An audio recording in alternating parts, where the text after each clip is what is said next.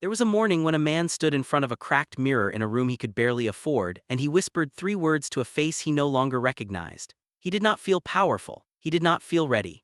He felt like a fraud speaking to a stranger, and yet those three words, spoken by a man who had nothing, would become the exact reason his entire life changed.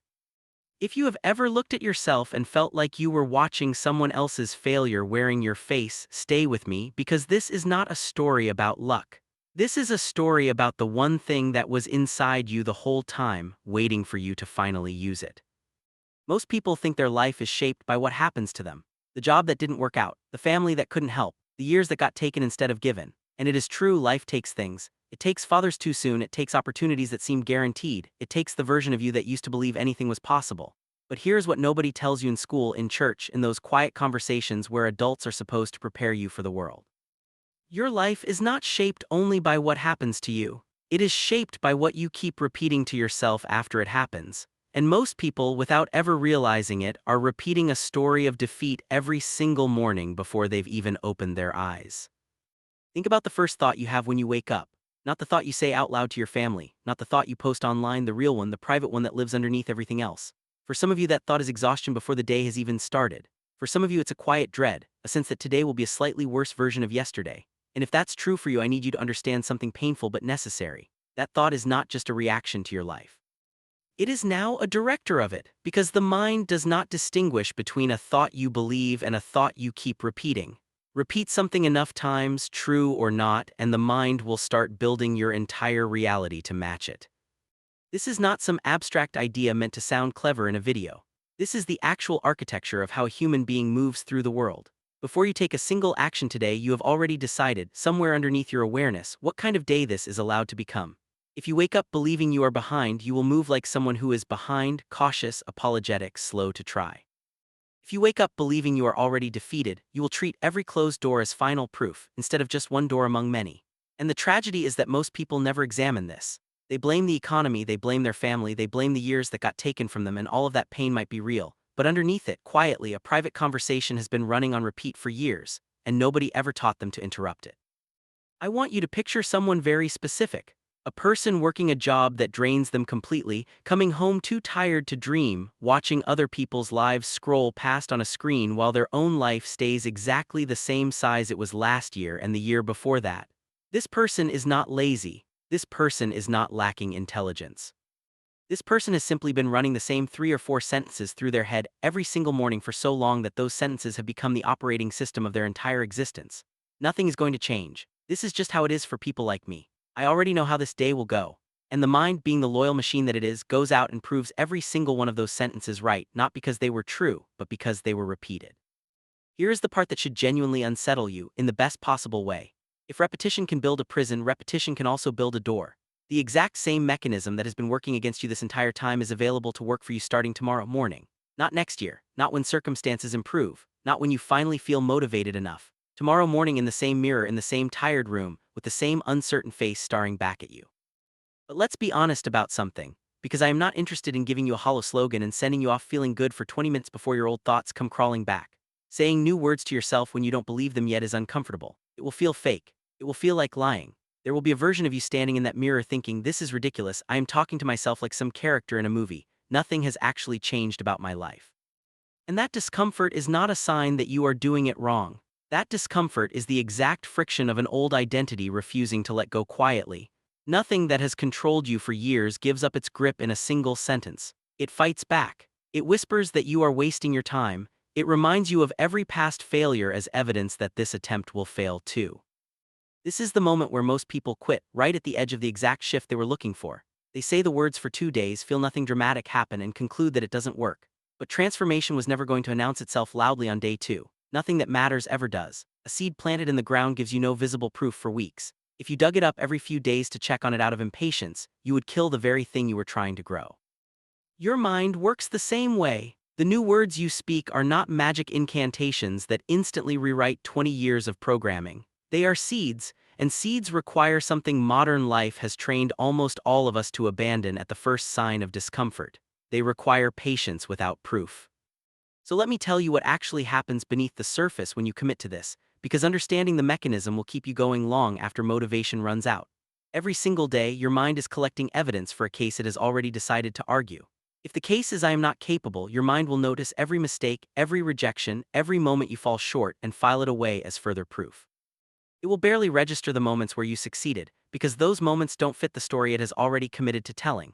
But the moment you begin repeating a new instruction, even when you don't fully believe yet, you introduce a crack into that old argument. Your mind, being the obedient tool that it is, starts quietly hunting for evidence to support the new case instead. A small win that used to go unnoticed suddenly gets noticed. A moment of unexpected patience gets filed as proof of growth instead of dismissed as luck. This is not delusion. This is not pretending your problems don't exist. This is redirecting the exact same mental machinery you already have away from building your prison and toward building your way out of it. Now here is where I have to be completely honest with you, because false comfort has never helped anyone build a real life. Words alone will not save you. If you stand in front of that mirror every morning saying you are capable and then spend the rest of your day doing absolutely nothing different, you will simply become a person who feels slightly better while their life stays exactly the same.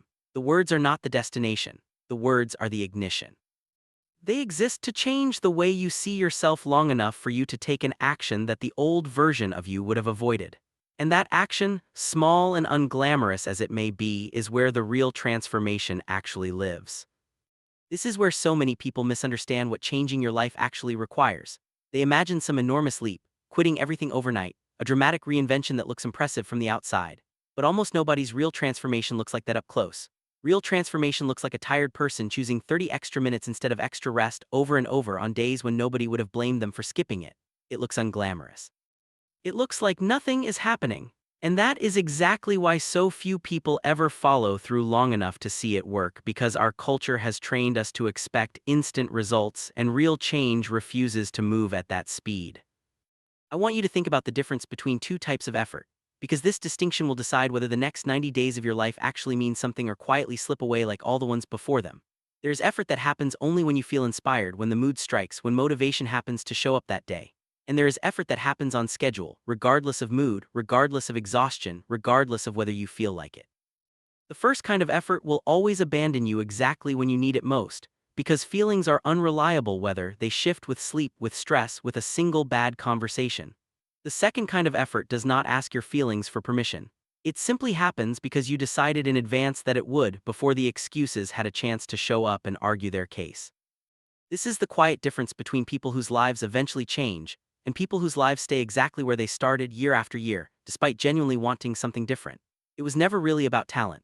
It was never really about luck or connections or some advantage handed to other people and withheld from you. It was about who kept showing up on the ordinary days, the boring days, the days with absolutely no evidence yet that anything was working. Because that is the price of change, and nobody gets to skip paying it. Not the people you admire, not the people whose lives look effortless from a distance. Every one of them paid this exact price in private, on days nobody was watching, long before anyone else had a reason to believe in them. I want to talk about waiting, because waiting has quietly destroyed more potential than failure ever has. So many people are waiting for permission that will never come, waiting to feel ready, as if readiness is something that arrives on its own instead of something you build by starting before you feel it, waiting for someone to notice their potential and hand them an opportunity, as if opportunity is something given rather than something built quietly action by action until it becomes undeniable. Waiting for the perfect moment, as if the perfect moment has ever once existed for anyone attempting something genuinely difficult. Nobody is coming to tap you on the shoulder and declare that now, finally, it is your turn. That moment does not exist. It has never existed for anyone who ever built something real. The people who changed their lives did not wait for permission. They took it quietly with whatever small resources they had, long before the world gave them any reason to expect success. And I understand deeply why waiting feels safer. If you never fully commit, you never have to face the possibility of trying your hardest and still falling short. Waiting protects you from that specific pain, but it protects you at an enormous cost, because while you are waiting to feel ready, life continues moving forward without asking whether you're prepared. The months pass regardless. The years pass regardless. And the only real choice you have is whether those months and years pass while you are building something, or whether they pass while you are simply waiting for a feeling that was never going to arrive on command. Let me ask you something honestly, and I want you to actually sit with this instead of letting it pass by as another rhetorical question in another motivational video. If your life continues exactly as it is right now for the next 5 years, the same conversations with yourself every morning, the same routines, The same quiet disappointment folded into the background of ordinary days. Are you at peace with that, not resigned to it, not simply tolerating it because it's familiar, at peace with it? Because if the honest answer is no, then something has to change, and the most dangerous lie you can tell yourself is that it will somehow change on its own, without you deciding this morning to interrupt the pattern that has been running your life without your permission. Here is what I need you to understand about the specific skill or goal you have been putting off, whatever it is for you. It does not require talent you don't already have. It requires repetition you have not yet given it. 30 minutes a day feels insignificant when you measure it against a single day. It feels almost embarrassing to expect anything from something so small, but you are not measuring the wrong unit. 30 minutes a day is not a daily achievement. It is a deposit into a future you cannot yet see, compounding quietly while you sleep, while you work your current job, while you live the rest of your ordinary life around it. 90 days of that deposit does not just add up, it compounds, because each day's effort makes the next day's effort slightly easier, slightly faster, slightly more natural, until one day you look back and realize the person who started this is barely recognizable compared to the person sitting here now. I want to address the version of you that is currently making a list of reasons why your situation is different, why the timing is worse for you, why the obstacles in your specific life are heavier than what anyone else has had to carry. I am not going to tell you those obstacles aren't real, because dismissing real pain has never helped anyone. And I refuse to insult you with hollow positivity. Your circumstances may genuinely be harder than someone else's, but hard is not the same as impossible, and the moment you allow hard to quietly become impossible in your own mind, you have handed away your future to a story instead of fighting for it with your actions. The people who eventually change their lives are rarely the people with the fewest obstacles. They are the people who decided at some specific point that their obstacles would not get the final word. There will be a moment, if you actually commit to this, where nothing seems to be working. You will show up, do the work, say the words, and look around at a life that appears completely unchanged. This is the exact moment that determines everything, not the moment you start, when motivation is high and everything feels possible. The moment weeks in, when the newness has worn off and no visible reward has arrived yet to justify the continued effort. Almost everyone quits here. Not because the method failed, but because they mistook invisible progress for no progress at all. Underneath the surface, in ways you cannot yet see or measure, something is shifting. Your understanding is deepening. Your instincts are sharpening. Your identity is quietly renegotiating itself with every session you don't skip. And then, without warning, usually far later than you expected, the invisible becomes visible all at once, and people who watched you struggle for months will call it sudden, when you know deep down it was never sudden at all. I want to leave you with something before you go back to the life waiting for you outside this video. Because in a few minutes you will close this, and the real test begins, not here, not in this moment of feeling inspired, but tomorrow morning in whatever room you wake up in, with whatever face is looking back at you in whatever mirror you have. The old words are still there, waiting patiently to take control again the moment you stop paying attention.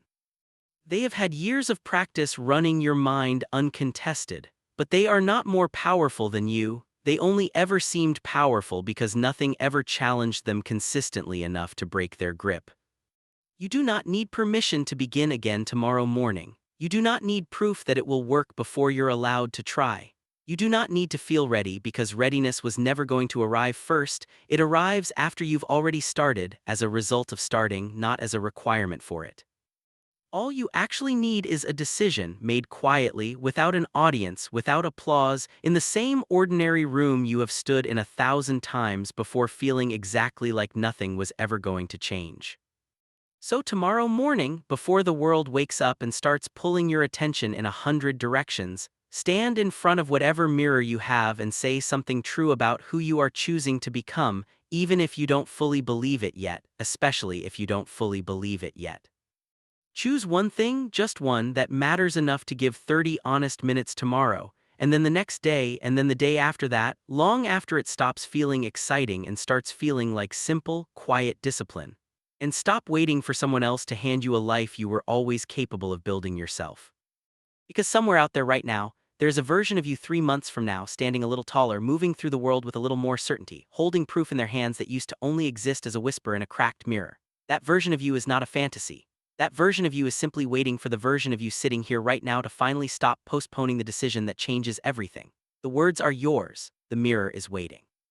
The only question left is what you are willing to say to yourself tomorrow morning, and whether you are finally ready to mean it.